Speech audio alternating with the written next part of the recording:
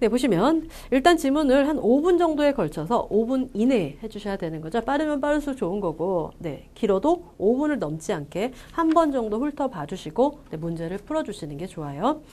네, 봐주시면 아래 주어진 내용을 참고하여 문제 1번부터 10번까지 답하시오. 질문하지 않은 상황은 일반적인 것으로 판단되며 개별 문제의 가정은 다른 문제와 관련 없습니다. 그랬죠.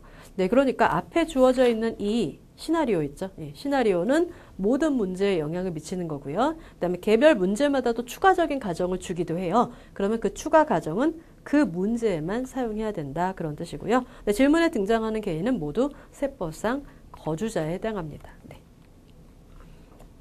다음 이제 네, 박정대 최재형 씨 부분은 2014년 1월 초, 네, 그 정도는 미주를 딱 써놓으세요. 2014년 1월 초. 네, CFP 인증자인 김승찬 씨를 찾아와 가족 재무 설계를 요청했다. 네, CFP가 파악한 고객 상황 아래와 같다. 네, 이런 것들은 빨리빨리 읽어주시면 되고요. 이제 고객 정보 볼게요. 네, 가족 상황에 보니까 네, 박정재, 최지영, 네, 둘이 묶어놓으세요. 부부니까. 나이 정도는 동그라미를 딱딱 치세요. 38, 35. 네, 그 다음에는 대기업 가장 연봉 6천, 대기업 대리의 연봉 4천.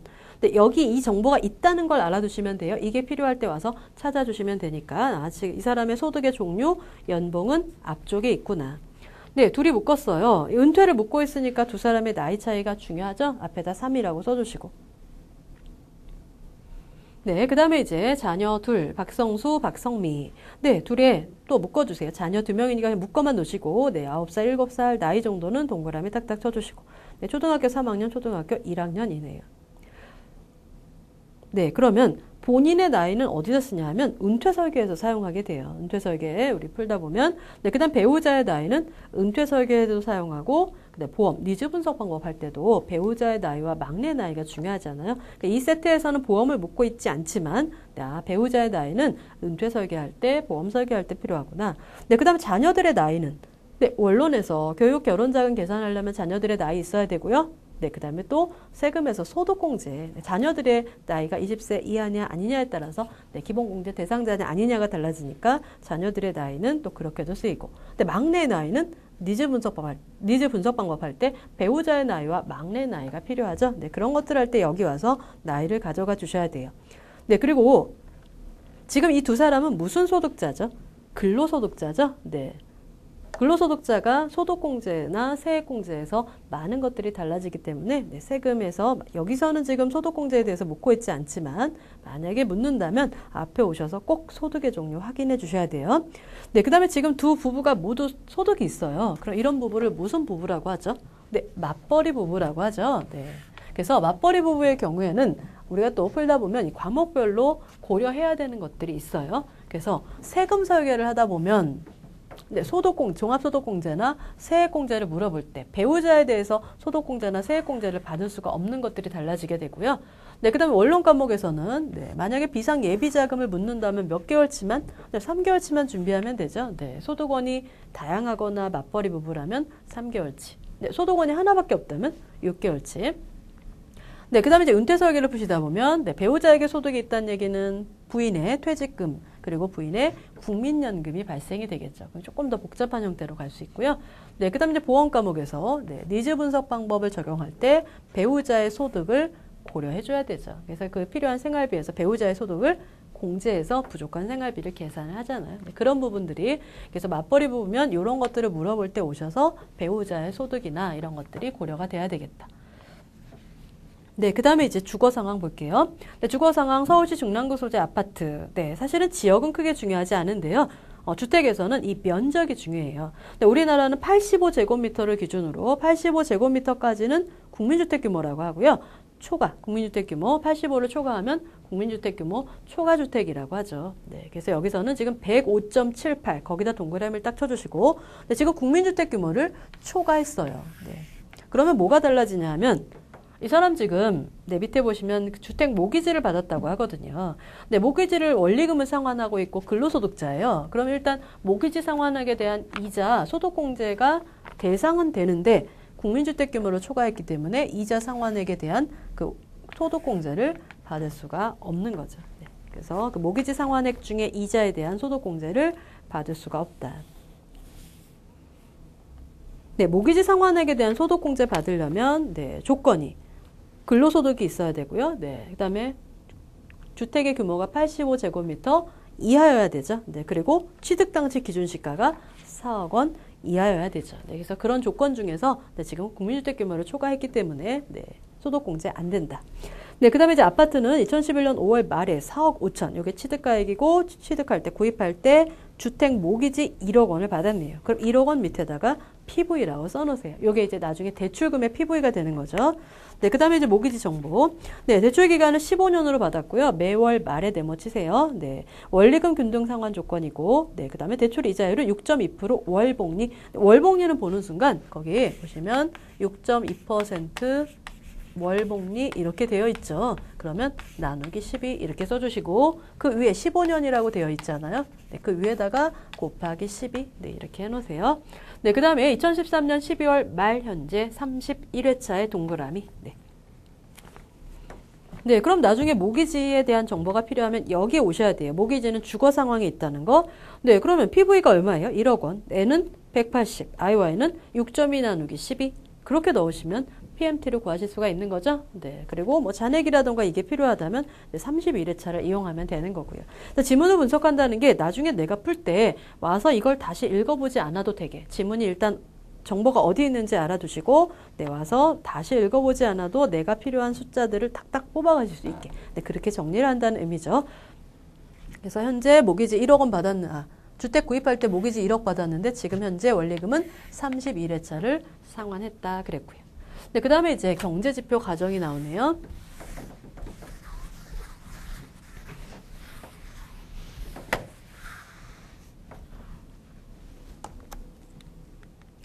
네, 경제지표 가정 봐주시면 세후 투자 수익률은 연 7%, 물가는 연 4%네요. 네, 경제지표 가정에 있는 이 투자 수익률과 물가 상승률은 우리가 각종 필요 자금을 구할 때 K율을 만드는 정보예요. 그래서 이렇게 해놓으세요. 7과 4. 네.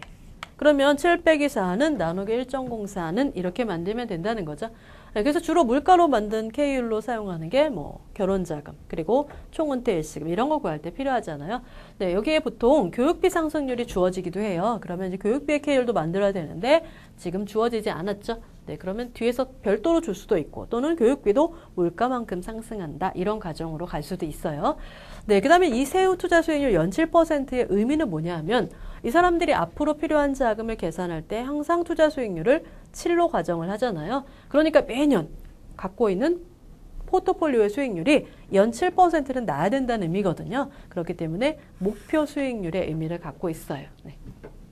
그 다음에 투자자산 관련 정보가 나오죠. 이 사람들이 보유하고 있는 투자자산이에요. 여기서 하셔야 될 것은 투자 목적을 확인하시는 일이에요.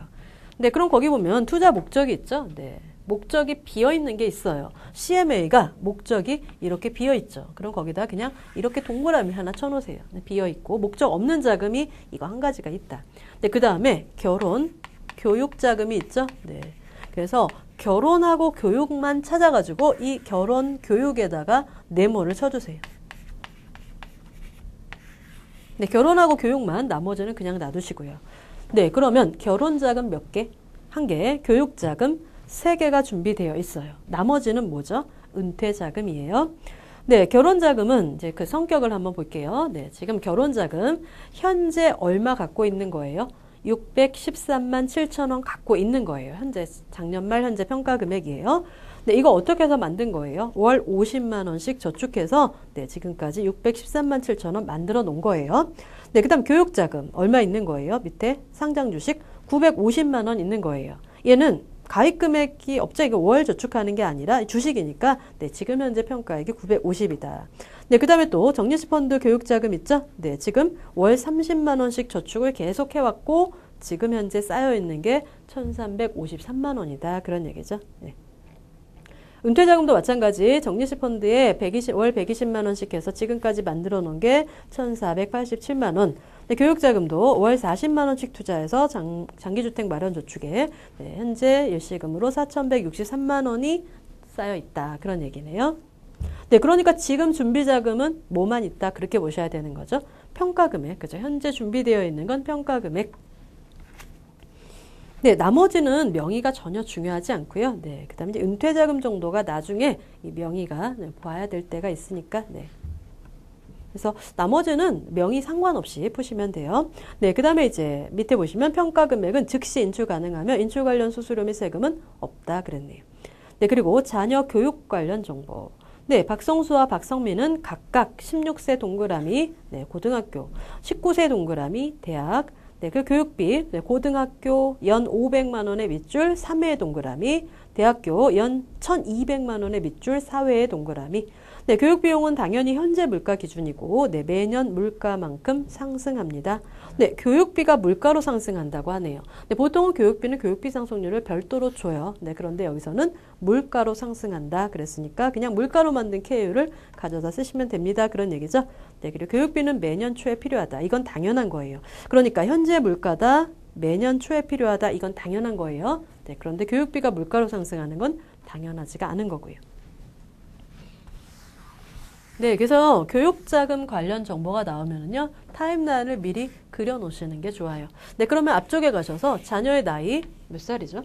네, 9살, 7살 두 개 갖고 오시고요. 그냥 한꺼번에 그려주시면 돼요. 그 다음 16세, 19세 가고, K율은 7과 4죠? 네. 물가로 간다고 했으니까. 네, 그 다음에 500만 원씩 3번. 그리고 1200만 원씩 4번. 됐죠? 네, 그 다음에 이제 결혼자금. 네, 박성수 30살, 그리고 박성미 26살. 결혼 비용은 각각이네요. 7천, 5천. 네, 당연히 현재 물가고, 결혼은 당연히 물가로 상승하고, 기시에 필요하다. 매년. 얘는 세 가지 모두 당연한 거죠. 현재 물가 기준, 네, 기시에 필요하고, 물가로 상승합니다. 그랬죠. 네, 그런 것들은 줄치실 필요 없죠. 항상 주는 거니까. 네, 그러면 따로 그릴 필요 없고요. 여기다가 나중에 문제 풀 때는 뭐 따로 볼 필요가 있을 수도 있지만, 네, 그냥 30세. 몇 세? 26세. 네, 그렇게 해주시고 금액이 다르니까 얘는 7천, 얘는 5천. 네, 이렇게 해놓으시면 되겠네요. K율이 같죠? 네, 7과 4. 따로 써주세요. 왜냐하면 교육비는 교육비 상승률로 갈 때가 있기 때문에 달라질 수가 있어요. 네, 그러니까 만약에 결혼자금을 묻는다. 그럼 앞에 오셔가지고 이것만 보면 되는 거죠? 네. 그 다음에 준비자금은 네, 613만 7천 원이 있는 거고, 네, 교육자금을 묻는다. 그럼 이것 빼고, 네, 딱 이것만 보시면 되는 거고요. 네, 그 다음에 준비자금을 묻는다. 그러면, 네, 투자자산 관련 정보에 교육자금 3개 더해 가시면 되고요. 네, 그 다음에 이제, 은퇴 정보 볼게요. 네, 은퇴 정보도 타임라인을 그려야 되죠. 네. 그래서 은퇴 관련 정보는 읽기 전에 타임라인을 그릴 준비를 해주시는 게 좋아요. 네, 지금까지 나온 은퇴 정보가 네, 지금 두 부부의 나이 네, 38, 35 그리고 K율 네, 투자와 물가로 만든 K율 네, 7과 4. 은퇴 전과 후가 달라질 수도 있지만 일단 은퇴 전은 7과 4죠. 여기까지 해놓고 네, 읽어주시는 게 좋아요. 네, 그러면 네, 부부는요. 현 직장에서 은퇴 전까지 근무할 수 있을 것으로 예상이 되고 네, 근로소득은 매년 물가 플러스 1%다. 네, 그러면 지금 물가가 몇 %였죠? 네, 여기 보면 있죠? 4%. 네, 거기다 1%니까 물가가 4%니까 연봉 상승률이 5%다 그런 얘기죠. 네, 그럼 연봉은 주로 저축의 K율로 많이 쓰이거든요. 네, 그렇기 때문에 이쪽에다 은퇴 설계에 이 타임라인 옆에다가 7과 5로 아예 투자와 연봉 상승률로 만든 K율을 이쪽에다 표시해 주시면 돼요. 이건 그냥 약속인 거죠. 네. 그러니까 연봉 상승률이 필요하다. 와서 이거 보시면 되고요. 네, 저축을 연봉 상승률만큼 증액시켜서 하겠다. 그러면 7과 5로 만든 K율을 가져가 주시면 돼요. 네, 그 다음에 은퇴 후 필요한 은퇴소득은 매년 현재 물가 4,800이고요. 네, 은퇴까지 남은 기간은 27년이다. 네, 그러면 27년 남았으니까 보통은 몇 살에 은퇴한다 주는데 여기서는 거꾸로 27년 남았다 이렇게 줬네요. 네, 그러면 이렇게 더하시면 되죠. 38에 27 더하니까 65세 초에 은퇴한다는 말이구나. 네, 둘이 3살 차이니까 부인은 몇 살에 은퇴하는 거예요? 62세에 은퇴하는 거예요. 네, 부인의 은퇴 시점까지 뭐 써놓을 필요는 없어요. 필요할 때 그냥 여기 3살 차이니까 빼면 되니까.